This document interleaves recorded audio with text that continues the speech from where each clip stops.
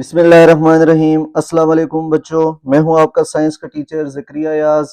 आज बच्चों मैं आपको class 11 physics second annual exam 2025 8 नवंबर 2025 जो आज कंडक्ट हुआ है उसका ऑब्जेक्टिव पेपर टिक कराने लगा हूं। तो आप अपने अपने ऑब्जेक्टिव चेक कर लें कि कौन सा ऑब्जेक्टिव ठीक है और कौन सा गलत।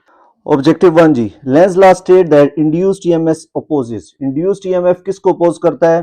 रेजिस्टेंस को नहीं, पावर को भी नहीं, करंट को भी नहीं, चेंज कॉज इट, जिसकी वजह से वो प्रोड्यूस हुआ है उसी को वो अपोज करता है। तो पहले का अगर किसी ने ऑब्जेक्टिव सी लगाया हुआ है या चेंज कॉज इट तो ये करेक्ट है।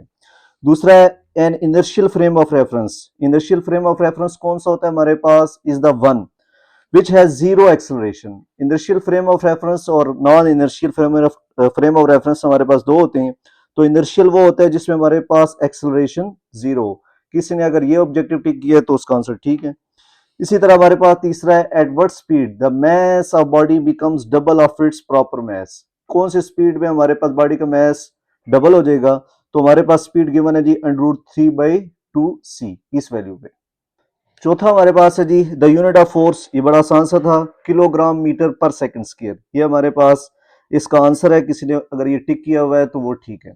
Objective number 5 the dimension of m l की पावर -1 t की पावर -2 रिप्रेजेंट। ये किसकी डायमेंशन है? हमारे पास प्रेशर की डायमेंशन है। इसी तरह torque on a body is given bye. Torque के चार ऑप्शन थे तो जिसने R क्रॉस F लिखा है तो वो बिल्कुल करेक्ट है क्योंकि ये टॉर्क का फॉर्मूला है।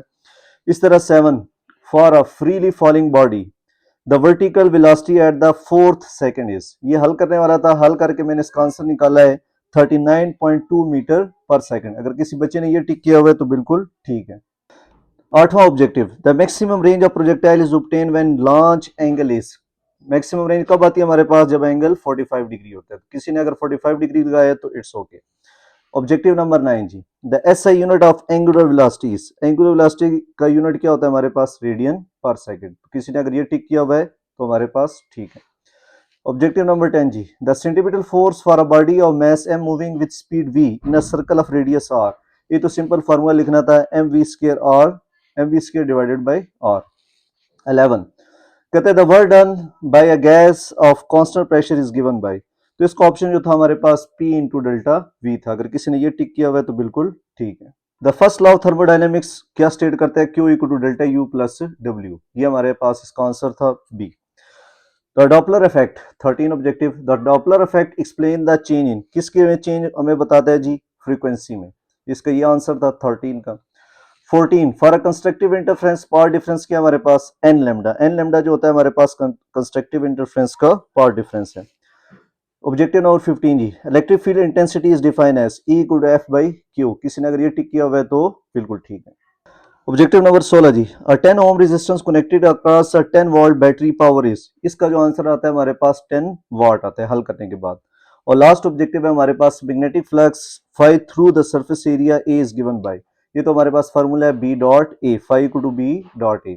तो ये 17 ऑब्जेक्टिव थे बच्चों हमारे पास। किसी ने ये टिक किया तो उसके कंप्लीट नंबर आ जाएंगे।